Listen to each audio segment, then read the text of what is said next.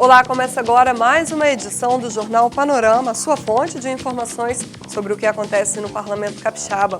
E nesta edição você vai ver em destaque: CPI recebe depoentes ligados à licitação de táxis em Guarapari. Representantes da sociedade civil participam de sessão plenária.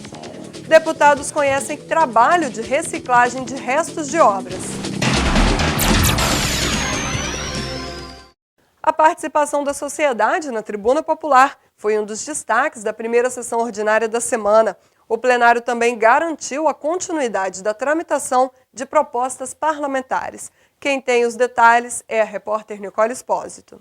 Luciana, o plenário rejeitou o parecer de inconstitucionalidade da Comissão de Justiça a 5 projetos parlamentares. Com isso, as matérias seguem tramitando normalmente.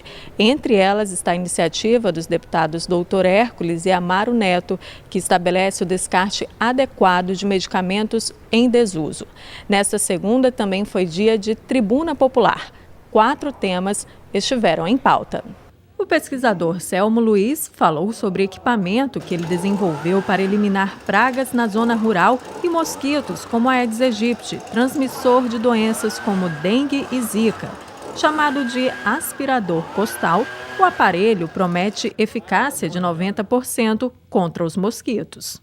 Esse projeto ele foi desenvolvido há mais de 10 anos e há um ano e pouco nós chegamos à conclusão desse projeto. Estamos aqui hoje para fazer a apresentação, para depois de sermos feita essa apresentação, aí sim é deixar à disposição da Anvisa para que possa ser aprovado esse projeto. O presidente da Associação Amigos do Carro de Boi, Robson Tristão, falou sobre a programação da 7ª Festa do Carro de Boi, que acontece em Iuna, de 8 a 12 de junho. No sábado, onde é o auge desse evento, onde começaríamos às 13 horas da tarde com os desfiles de carro de boi. Esses desfiles têm se ampliado a cada ano, onde famílias têm se agregadas e pessoas até mesmo de outro estado, onde podemos contar com carreiros do estado do Rio de Janeiro, carreiros de Minas Gerais e carreiros de diversas cidades do nosso estado. Esse ano teremos a presença da tropa que percorreu todo o caminho da Rota Imperial, onde saiu daqui de Anchieta até Ouro Preto. Essa tropa vai estar presente durante todo o percurso.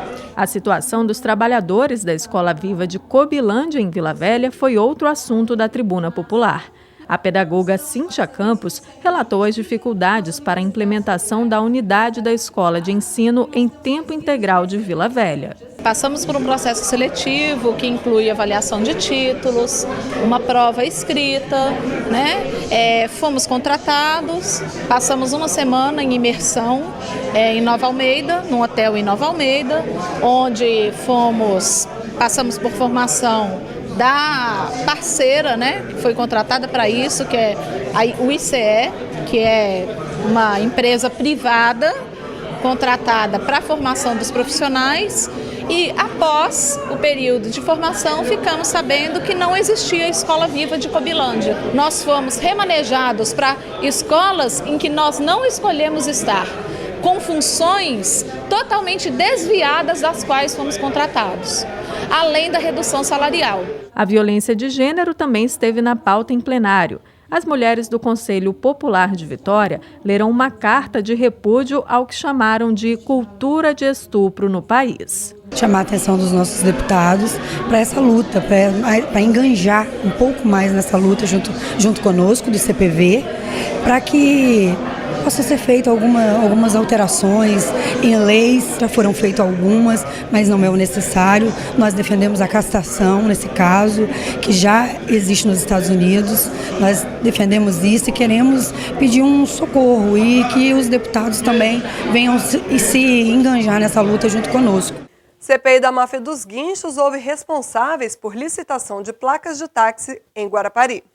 Prestaram depoimento na CPI da máfia dos guinchos o secretário de Fiscalização de Guarapari, Danilo Bastos, e o ex-presidente da Comissão de Licitação da Prefeitura, Otávio Júnior Postai. A obrigatoriedade do uso do taxímetro e o processo licitatório para concessão de placas de táxi no município foram os principais pontos abordados. A homologação das concessões foi suspensa pelo Tribunal de Contas do Estado devido a supostos indícios de irregularidades. Os deputados questionaram os motivos que levaram a prefeitura a realizar o processo de licitação de táxis, já que o município contava com taxistas licenciados. Segundo os depoentes, o processo foi iniciado por decisão judicial que anularia as permissões concedidas anteriormente. A CPI solicitou cópia da determinação da Justiça. Existem profissionais que há muito tempo trabalham com essa atividade, que sua única fonte de receita para cuidar de sua família é a atividade taxista e é colocado num bolo comum com os demais concorrentes, fazendo com que, inclusive, possa perder essa profissão sem sequer ter tempo para se aposentar. Mas aqui não coadunamos com as denúncias que existem de que tem pessoas que detêm um número grande de placas em detrimento de outras que usam laranjas, e isso precisa ser melhor investigado, precisa ser investigado, é que nós vimos que há rigor com relação ao taxímetro, tem que haver, mas não há rigor com relação ao permissionário, se ele estaria terceirizando a sua placa ou se ele também dirige o seu veículo. Outro depoimento previsto era o do prefeito de Guarapari, Orli Gomes, mas ele foi dispensado por decisão judicial. Surpreendeu e nós não entendemos por que tanta preocupação do prefeito em vir aqui prestar esclarecimentos. Ele que é um homem sério, né, que se julga uma pessoa responsável, nós também temos essa visão do prefeito, não entendemos a razão do porquê dessa preocupação em vir aqui. Ele seria muito respeitado por todos nós e poderia prestar um grande serviço à sociedade, trazendo esses esclarecimentos das denúncias que recaem sobre o seu município, o município que ele está administrando. O que antes seria apenas entulho da construção civil está voltando a ter utilidade. Os deputados conheceram um trabalho de reciclagem feito com restos de materiais de obras. Grande parte do lixo encontrado nas ruas da Grande Vitória é proveniente da construção civil. Uma empresa de Vila Velha, atenta a esse nicho de mercado, vem há 4 anos recebendo esse tipo de resíduo para reciclagem. O assunto foi tratado durante a reunião da Comissão Especial dos Resíduos Sólidos.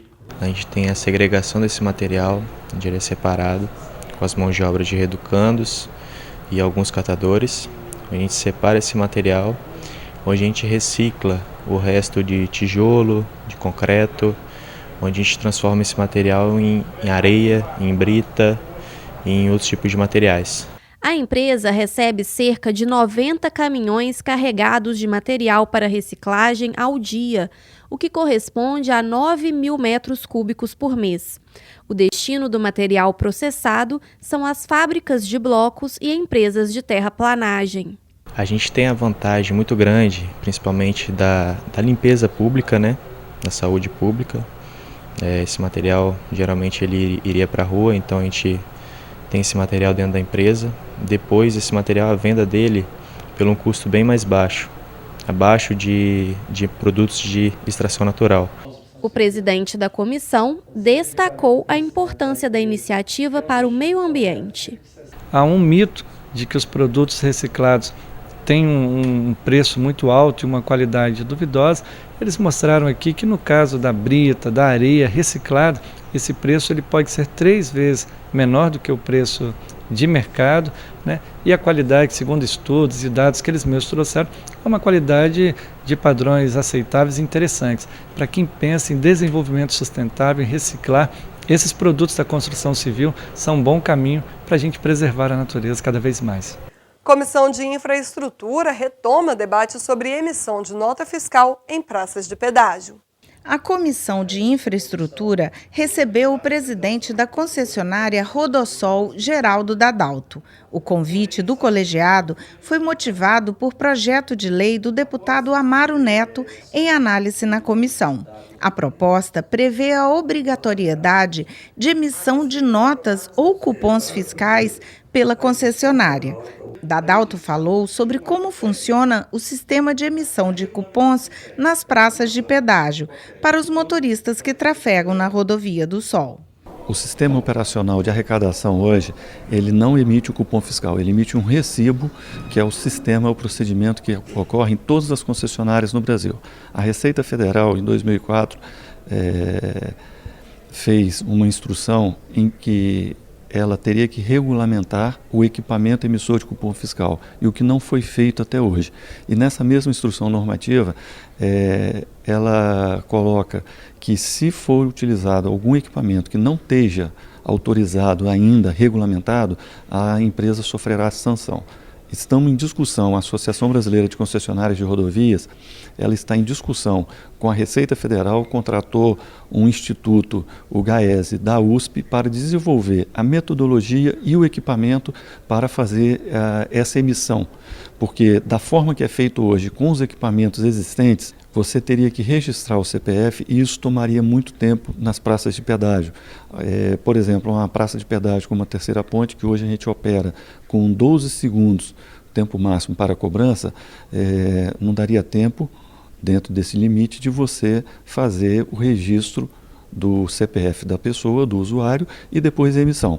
O presidente do colegiado falou sobre a expectativa em relação à tramitação do projeto de lei. O projeto de lei ele vai ser melhor discutido na próxima sessão. Nós temos alguns elementos novos que nós hoje, num debate aqui, nós colhemos. Então é possível que esses novos elementos passem a fazer parte desse projeto de lei. Pode ser que esse projeto de lei ele seja reapresentado numa nova formatação em cima do que foi discutido aí, para que tanto o deputado como também o consumidor ele pode ter seus direitos assegurados.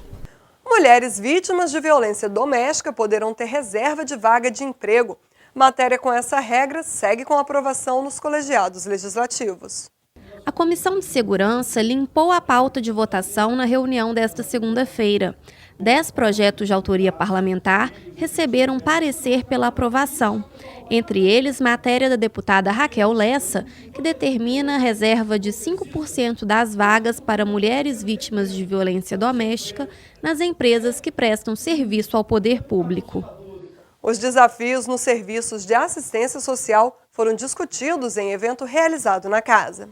A Assembleia Legislativa sediou o Seminário Estadual de Assistência Social, realizado pelo Fórum de Trabalhadores da Área, em parceria com o deputado federal Helder Salomão.